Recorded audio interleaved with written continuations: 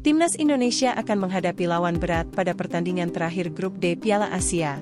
Melawan raksasa Jepang adalah ujian terakhir Indonesia untuk bisa lolos dari babak grup ini.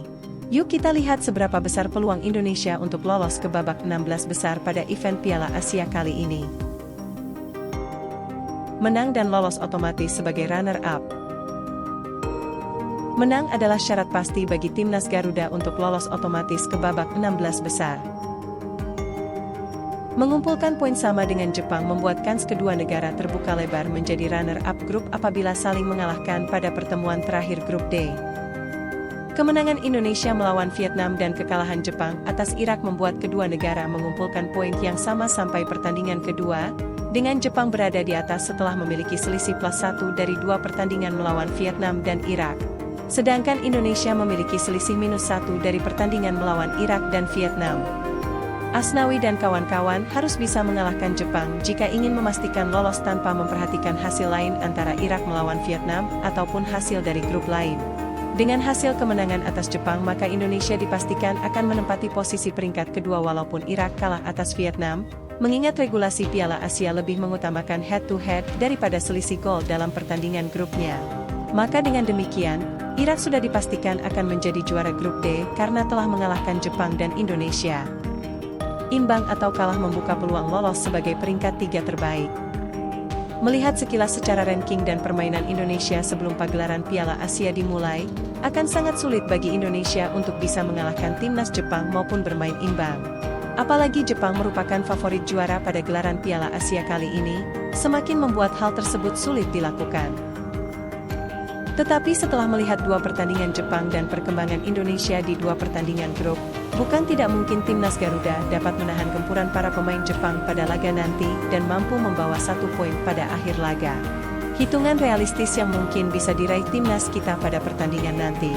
Hasil imbang melawan Jepang diprediksi akan membawa Indonesia pada 4 peringkat 3 terbaik yang membuat mereka dapat lolos pada babak 16 besar. Regulasi Piala Asia kali ini terbagi atas 6 grup, di mana peringkat ketiga dari masing-masing grup akan diranking secara poin untuk menentukan 4 tim dengan poin terbanyak akan ikut lolos ke babak 16 besar. Jika ada poin yang sama, maka akan ditentukan dari banyaknya selisih gol, dan apabila selisih gol juga sama, maka akan ditentukan dari produktivitas gol masing-masing tim yang paling banyak. Setelah itu dilihat dari selisih kartu dan secara drawing menjadi alternatif terakhir jika semuanya sama. Dengan hasil imbang, Coach Sintayong memiliki keyakinan Indonesia bakal lolos mengingat selisih poin yang cukup jauh dengan peringkat 3 di grup lainnya. Kalah melawan Jepang tetap membuka peluang lolos ke babak 16 besar. Peluang untuk lolos ke babak 16 besar masih tetap terbuka bagi Timnas Indonesia walaupun kalah dihajar Jepang dengan selisih berapapun gol. Dengan syarat hanya 2 negara dari 4 tim peringkat 3 saat ini atau peringkat 4 grup yang menang pada pertandingan terakhir grup. Maka apabila itu terjadi, Indonesia benar-benar dipastikan lolos ke babak 16 besar. Atau Indonesia bisa lolos apabila keempat tim lainnya bermain imbang.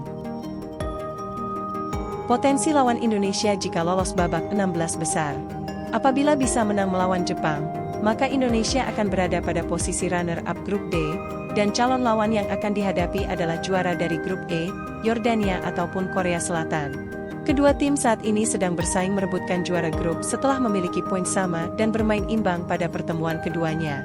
Korea adalah tim kuat yang memiliki banyak pemain bintang yang bermain di Liga Top Eropa, sedangkan Yordania adalah negara yang memiliki kolektibilitas dan skuad yang pantang menyerah dilihat dari permainan saat menghadapi Korea yang berakhir dengan skor 2-2. Jika lolos sebagai peringkat 3 terbaik, maka lawan akan menunggu Indonesia adalah juara grup A atau juara grup B.